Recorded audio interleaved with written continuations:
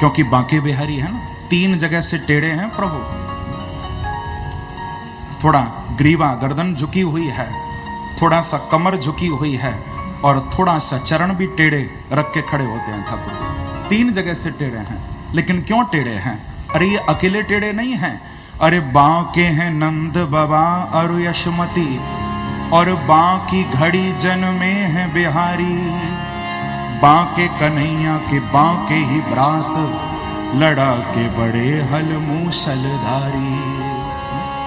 और बांकी मिली दुल्हन जगवंदनी, और बांके गोपाल के बांके पुजारी। तो भक्तन दर्शन दैन के कारण, झुकी झांकी झरोखा में बांके बिहारी। झुकी झांकी झरोखा में बांके बिहारी। इनकी सारी लीलाएं टेढ़ी हैं, सीधे तो है ही नहीं है। बांके हैं नंद बाबा और यशोमती, मैया और बाबा भी तो बांके हैं। आप लोग आगे सुनोगे ना, जब लाला का जन्म हुआ था घर में तो सब खर्राटे भर रहे थे। मैया बाबा सब सो रहे थे। ये टेढ़ापन नहीं तो और क्या है। और बांके कन्हैया के बांके ही भ्रात। इनके भाई श्री बलराम जी महाराज भी बड़े टेढ़े हैं। यदि दाऊ जी की किसी से कोई बात हो जाए, थोड़ी अनबन हो जाए, तो दाऊ जी उससे कुछ बोलते नहीं हैं। इतने क्रोधी हैं कि गले में हल फंसाते हैं और ऊपर से मूसल मारते हैं और गोविंदाय नमो नमः। बड़े टेढ़े हैं बलराम जी। और इतना ही नहीं, बाकी मिली दुल्हन जगवंदनी। इनकी वो दुल्हन, वो श्री किशोरी, वो श्री राधा रानी भी बड़ी टेढ़ी हैं। आप लोग कहेंगे कि महाराज राधा रानी तो बड़ी सीधी हैं, बड़ी भोली हैं, हमारे लिए सीधी हैं, भक्तों पर तो कृपा करती हैं, लेकिन इनके लिए वो भी टेढ़ी हैं। क्योंकि सारी दुनिया से तो ये अपने चरण दबाते हैं, लेकिन हमारी किशोरी जी वृंदावन में सेवा कुंज में आज भी बांके बिहारी से अपने चरण दबा रही है। जाकर दर्शन करना, प्रेम से कहो श्री राधे। तो ये टेढ़ापन है ना। बांकी मिली दुल्हन जगवंदनी, और बांके गोपाल के बांके पुजारी। भैया बांके बिहारी के भक्त भी बड़े टेढ़े मिलेंगे आपको। एक से एक टेढ़े, सीधा भक्त तो कोई मिलेगा ही नहीं आपको। एक बार भगवान अर्जुन को लेकर घूम रहे थे कृष्ण। देखो कैसे कैसे भक्त होते हैं भगवान के। अर्जुन को लेकर घूम रहे थे। अर्जुन को थोड़ा अभिमान हो गया कि मेरे से बड़ा भक्त कौन। भगवान ने रथ को रुकवाया, कहा अर्जुन थोड़ा मेरे लिए पानी लेकर आओ, जाओ। भेजा। अर्जुन पानी लेने के लिए गए। जब आगे बढ़े तो अर्जुन ने क्या देखा कि एक महात्मा, एक कोई संत घूम रहा है, और उसके बगल में तलवार लटक रही है, और वो तृण घास फूस खा रहा है, पत्ते खा रहा है। बड़ा आश्चर्य हुआ अर्जुन को। पूछा कि महाराज आप इतने बड़े संत लगते हैं और केवल तृण खाते हैं, घास खाते हैं, पत्ते खाते हैं, इतने बड़े शाकाहारी आप लगते हैं, लेकिन बगल में ये तलवार क्यों लटका रखी है आपने? तो उस महात्मा ने कहा कि मैं 4 लोगों को जान से मार दूंगा। ये 4 यदि मुझे मिल जाएं तो मैं उनको छोड़ूंगा नहीं।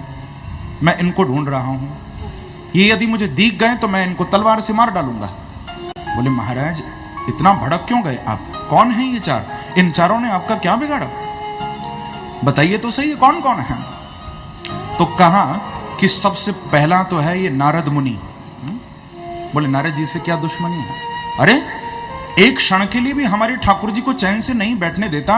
जब देखो तब श्रीमन नारायण श्रीमन नारायण श्रीमन नारायण। अरे एक पल के लिए भी ठाकुर जी को चैन से नहीं रहने देता, दिन भर पुकारता रहता है। अरे थोड़ा आराम तो करने दो मेरे प्रभु को। और महाराज दूसरा कौन? बोले दूसरी है द्रौपदी। बोले द्रौपदी ने आपका क्या बिगाड़ा? तो बताया कि जिस समय दुर्वासा ऋषि आए थे, उस समय जब भोजन की व्यवस्था करनी थी, द्रौपदी ने मेरे प्रभु को बुलाया था। मेरे ठाकुर जी द्वारिका में भोजन कर रहे थे और भोजन छोड़कर प्रभु को आना पड़ा था। ये द्रौपदी मिल जाए तो मैं इसको छोड़ूंगा नहीं। ठाकुर जी को थाली छोड़नी पड़ी इसके लिए, भूखे रह गए प्रभु। अरे ऐसे समय में बुलाने की क्या जरूरत थी? अच्छा महाराज तीसरा कौन है? तो कहा तीसरा है ये प्रहलाद। बोले प्रहलाद जी ने आपका क्या बिगाड़ा? बोले प्रहलाद ने तो बहुत बड़ी गलती की है। अरे इतने कोमल मेरे प्रभु, हाँ, जिनका श्रीअंग माखन से भी ज्यादा कोमल है, इतने कोमल मेरे ठाकुर जी को इस प्रहलाद ने खंबे से निकाल दिया। इसकी वजह से मेरे प्रभु को खंबे से, पत्थर से, उस कठोर खंब के अंदर से प्रकट होना पड़ा। मैं प्रहलाद को भी नहीं छोड़ूंगा। अब पूछा कि महाराज ये भी बता दो कि फिर चौथा कौन है? तो संत ने कहा कि चौथा है ये अर्जुन। अर्जुन इतना सुनते ही घबराए। बोले महाराज अर्जुन ने क्या बिगाड़ा है? तो कहा कि अर्जुन ने तो मेरा सबसे बड़ा नुकसान किया, इसने मुझे बड़ा कष्ट दिया। बोले महाराज क्या किया? बोले मेरे ठाकुर जो राजाओं के राजा, जो द्वारिका के राजा, जो यदुकुल शिरोमणि अनंत श्री विभूषित, ऐसे मेरे परमात्मा से इस अर्जुन ने अपना रथ चलवाया। यदि ये मुझे कहीं मिल जाए तो मैं इसको जिंदा नहीं छोड़ूंगा अर्जुन को। महात्मा ने पूछा कि कहीं तुम इन चारों में से तो कोई नहीं हो? अर्जुन ने कहा कि महाराज मैं इनमें से कोई नहीं हूं, मुझे माफ करो। अर्जुन वहां से भागे। अर्जुन का अभिमान टूट गया। आज सोचते थे कि मेरे से बड़ा कोई भगवान का भक्त नहीं हो सकता, मेरे से बड़ा कोई भगवान का ख्याल रखने वाला नहीं हो सकता। आज अभिमान टूट गया कि भक्त तो बड़े अनोखे अनोखे हैं, बड़े विलक्षण।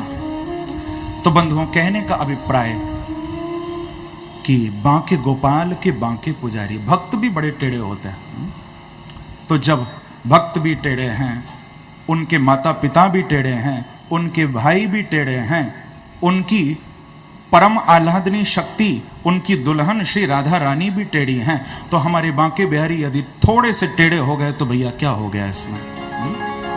झुकी झांकी झरोखा में बांके बिहारी। यही बात भीष्म पितामह कह रहे हैं कि ललित गति विलास वल्गुहास प्रणय निरीक्षण कल्पितो रुमाना कृतमनुकृतवत्य उन्मदान्धा प्रकृति मगन किल यस्य गोपबद्ध।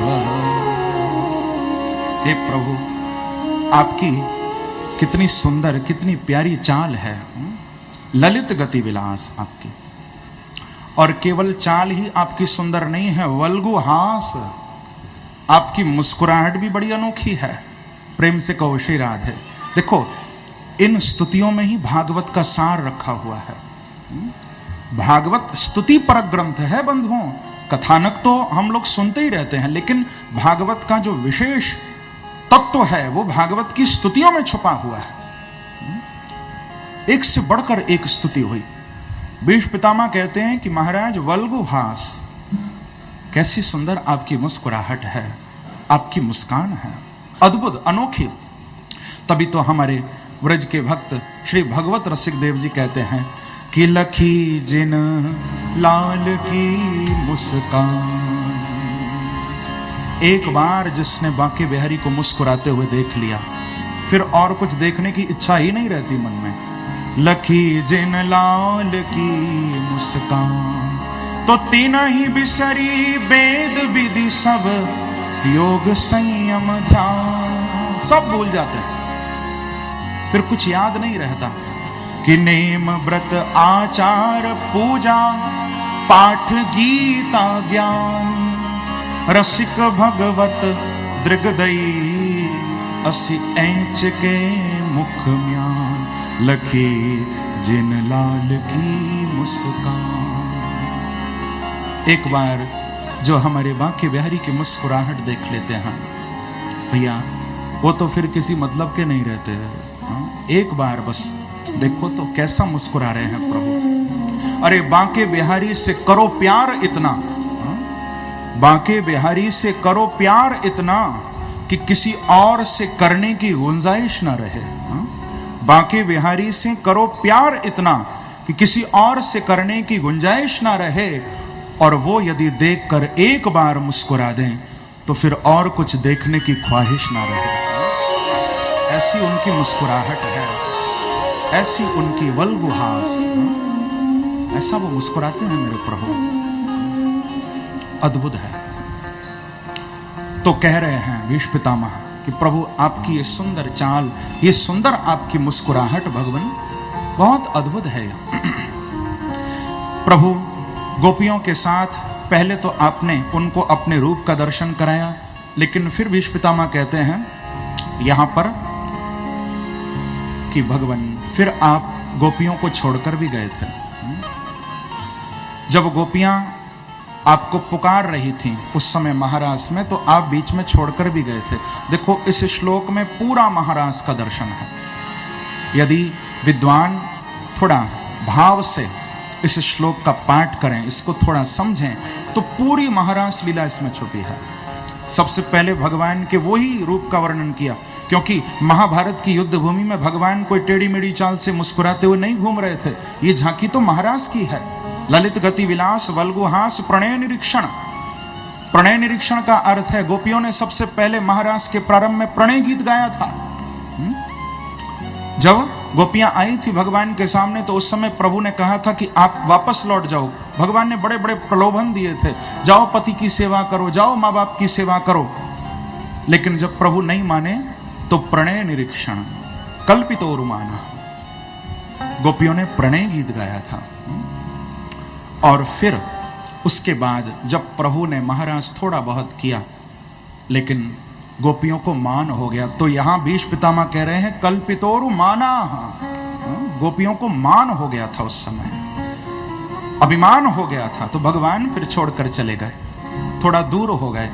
लेकिन जब गोपी गीत का पाठ हुआ, कृतमनुकृतवत्य उन्मदान्धाः, जब उन्मत्त होकर गोपियों ने गोपी गीत का पाठ किया, तो प्रकृति मगन किलयस्य गोपवध्वः, जब गोपी गीत का पाठ हुआ, पूरा उन्मत्त होकर, उन्मत्त यानी प्रेम में पागल होकर जब गोपियों ने पाठ किया था गोपी गीत का, तो भगवान फिर प्रकट हुए थे। और प्रकृति मगन, प्रकृतिम अगन, भीष्म पितामह कहना चाहते हैं कि जब प्रभु आपने दोबारा गोपियों को दर्शन दिया, तब जाकर गोपियों ने अपनी वास्तविक प्रकृति को प्राप्त किया, गोपियां प्रकृतिस्थ हो गईं, और तब आपने उनके साथ वो अद्भुत महारास की लीला की है।